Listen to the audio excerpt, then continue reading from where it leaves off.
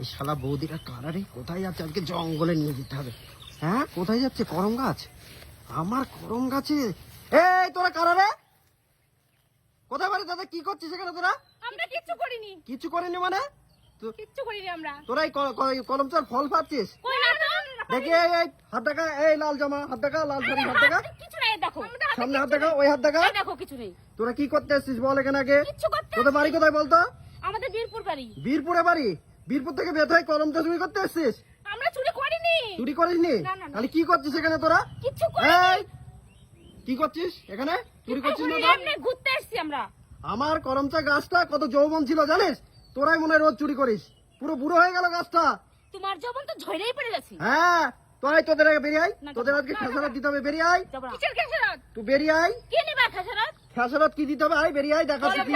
বলো দেখি। চল পাটের খেতে চল, চল পাটের খেতে, যাবি? পাটের খেতে চল, তোদের খেসারত দিতে হবে।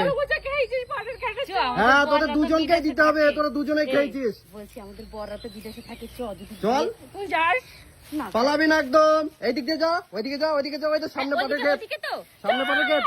এই ধর ধর ধর ধর ধর ধর ধর ধর ধর